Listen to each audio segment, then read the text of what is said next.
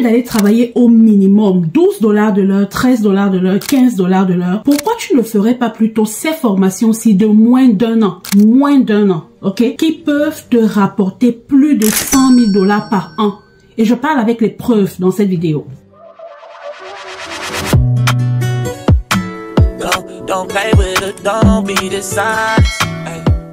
Salut et bienvenue sur ma chaîne. Je suis Esther Vanessa. Si c'est la première fois que tu arrives sur cette chaîne-ci, tu es sûrement nouveau. Sache que ici, on parle de tout ce qui peut t'aider à réussir au Canada en tant que nouvel immigrant. Je partage des formations que tu peux faire à partir de maintenant qui vont te coûter peu d'argent mais qui vont te rapporter un gros revenu. Je partage des idées de business et je partage aussi des conseils que je peux donner à mon niveau en tant qu'immigrant au Canada depuis quelques années maintenant. Alors c'est quelque chose qui t'intéresse, je t'invite à poser tes bagages, abonne-toi à la chaîne, like mes vidéos pour ne rien rater des prochaines vidéos. Avec l'inflation qu'on vit actuellement au Canada, la dernière chose que tu voudrais avoir, c'est de subir un autre stress financier. C'est pourquoi j'ai mis sur pied un challenge YouTube pour t'aider toi aussi à pouvoir démarrer une source de revenus alternative à ton salaire. C'est ce que moi je fais actuellement. Je travaille, mais je parviens à avoir un revenu stable, suffisant sur YouTube pour me permettre non seulement de combler mes fins de mois, mais d'avoir encore un peu plus à mettre de côté. Tu peux aussi le faire, ok? C'est pas la magie. Dans mon challenge, je vais partager avec toi tout ce que tu dois savoir pour poser les bases d'une chaîne YouTube rentable. Je vais t'apprendre comment structurer tes idées, ok?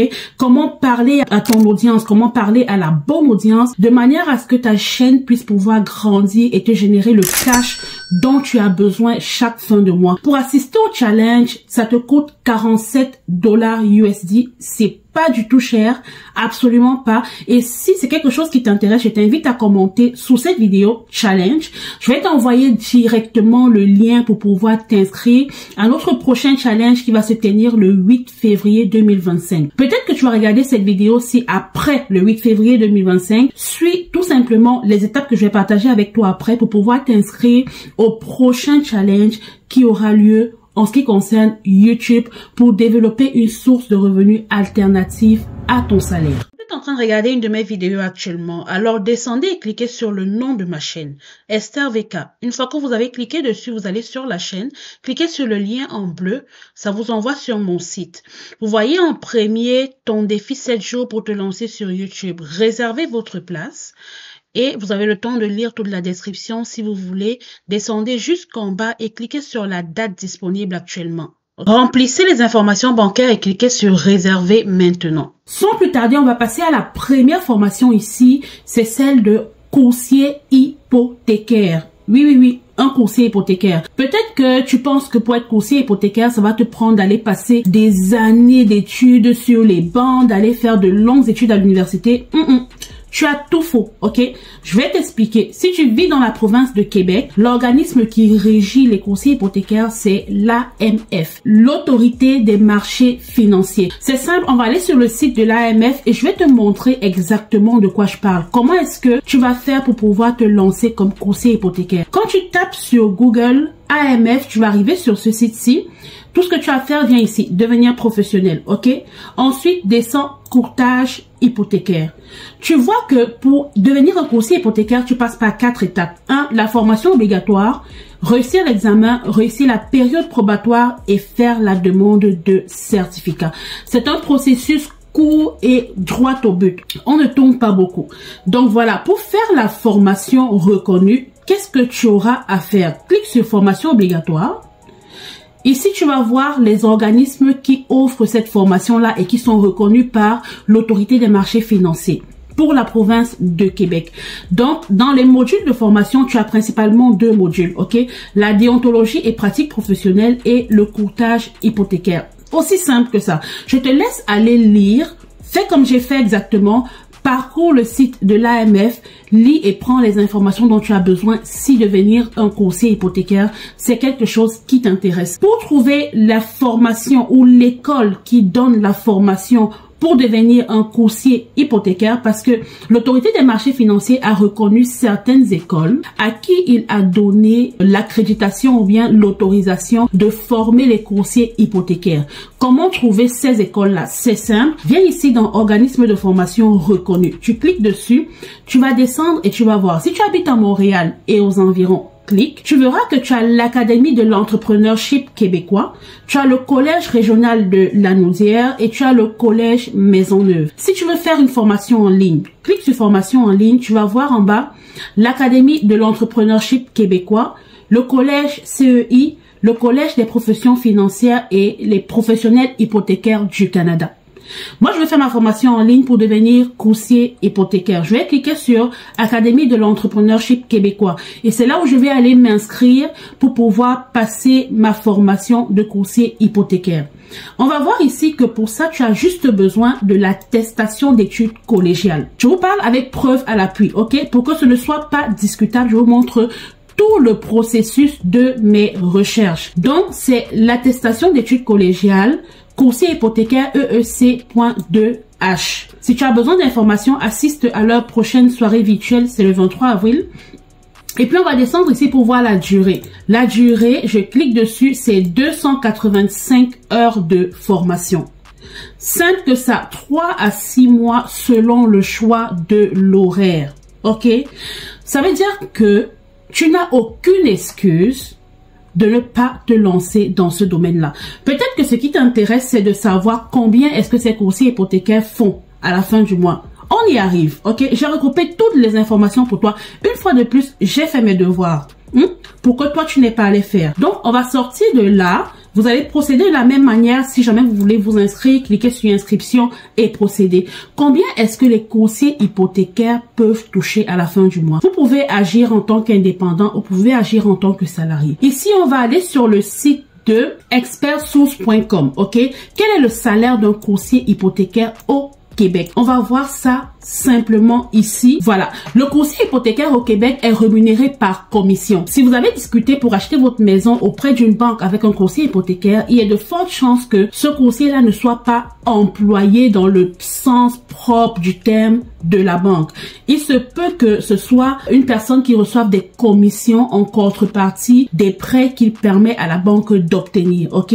Du coup, ces commissions-là peuvent s'élever entre 0,5% et 1,2% du montant total du prêt hypothécaire. On suppose en moyenne au Québec, une propriété hypothèque, une maison peut coûter 400 000 $. Si jamais, toi en tant que courtier hypothécaire, tes commissions s'élèvent à 0,5%, ça veut dire que par maison vendue, tu vas te retrouver avec un 2000 $ dans ta poche. D'accord? Si jamais tu as négocié tes commissions à 1,2%, par maison vendue, tu vas te retrouver avec 4800 $ dans ta poche. Donc, faisons le calcul simple et disons-nous que tu vends 10 maisons par mois. Je vais sortir ma calculatrice pour qu'on puisse le faire ensemble, ok? Si tu fais 4800 par maison vendue et que en un mois, tu as vendu 10 maisons, tu te fais 48 000 $ par mois. Oui, je comprends, ça te fait peur, ok? Ça te fait peur, c'est normal. Tu es habitué à ce qu'au Canada, on travaille au minimum salarial. Du coup, 48 000 $ par mois, c'est un peu trop fort pour toi. On va descendre. Disons que par mois, tu arrives à vendre 3 maisons, ok? On va aller à 3 maisons. 4800 multiplié par 3, ok? Ça te fait 14 400 $ par mois. Ok? On va continuer en regardant en bas. Combien est-ce que ces personnes peuvent se faire par an? Ok, c'est ça qui nous intéresse. C'est écrit ici que les courtiers hypothécaires gagneraient en moyenne 100 000 $ l'année. En moyenne, ok, c'est la moyenne. Ça veut dire qu'il y en a qui peuvent gagner 200 000, il y en a qui peuvent gagner 80 000, mais en moyenne, ils gagnent 100 000 $ par année, basé sur les commissions et sur les maisons, sur la province. Bref, ça dépend de plusieurs facteurs, parce que depuis, je parle uniquement du Québec, où les maisons sont en moyenne à 400 000. Supposons que vous êtes courtier hypothécaire en Ontario, où les maisons sont en moyenne à 500, 600 000. Par maison vendue, vous n'êtes pas à moins de 6 000 $ ok? Donc, dites-vous que vous multipliez le nombre de maisons que vous vendez par mois. Vous allez vous en sortir avec combien? Pour moi, en tout cas, c'est une bonne formation que vous devez faire.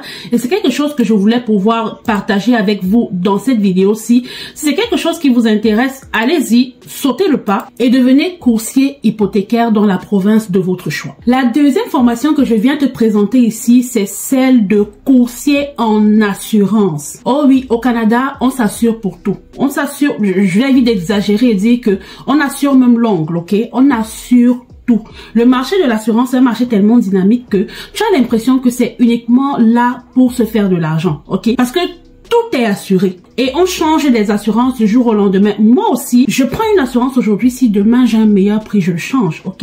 Et comment je fais pour changer mon assurance? Parce que je discute tout le temps avec un coursier en assurance. Le coursier en assurance, c'est celui-là qui est chargé d'aller faire des recherches auprès de plusieurs assureurs et de me donner la meilleure assurance possible pour moi en termes de qualité-prix. Donc toi, si tu décides de te lancer en tant que coursier en assurance, faut savoir que ça va te prendre d'aller faire des recherches auprès des différents instituts d'assurance et de ressortir de là avec le meilleur taux ou le meilleur tarif à vendre à tes clients. Tu as un pont entre le client et la société d'assurance en question. Comment faire pour te lancer dans cette formation-là? C'est la même chose. Va toujours sur le site de l'AMF, Autorité des marchés financiers. On va voir ça ensemble.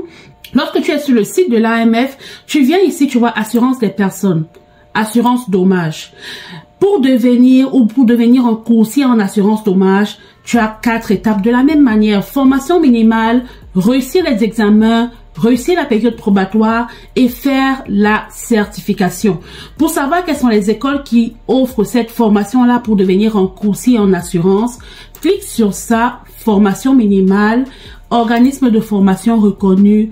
Pareil, tu descends, tu vas voir Cégep de Champlain, Cégep O'Sullivan de Québec, Cégep de Rimouski. Tu as toutes les informations sur le site de l'Autorité des marchés financiers. Parce que tu es une personne qui veut te lancer comme coursier en assurance, tu vas faire encore une attestation d'études collégiales à partir des organismes reconnus par l'Autorité des marchés financiers. Si tu es dans la province de Québec, mais si tu vis dans la province de l'Ontario, il faut plutôt aller sur le site RIBO que je partage à l'écran présentement. C'est tout simplement Register Insurance Broker of Ontario. Donc, c'est là-bas que tu vas pouvoir avoir toutes les informations pour pouvoir t'enregistrer comme coursier en assurance dans la province de l'Ontario.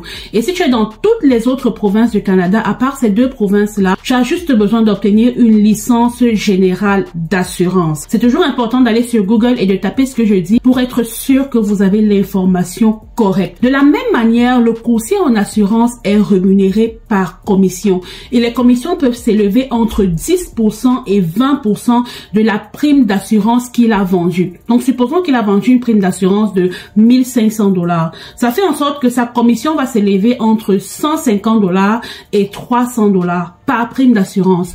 Imagine combien de primes d'assurance est-ce qu'il peut vendre par jour. C'est en ce moment-là que son revenu monte. De la même manière que le premier coursier, il peut se positionner comme employé ou bien comme indépendant. Comme employé, en moyenne, il touche entre 50 000 et 70 000 $. Mais s'ils sont rémunérés par commission en tant qu'indépendants, en ce moment, leur salaire monte très vite à plus de 100 000 $. Je vais pas dire salaire, leur revenu monte très vite à plus de 100 000 $ par an.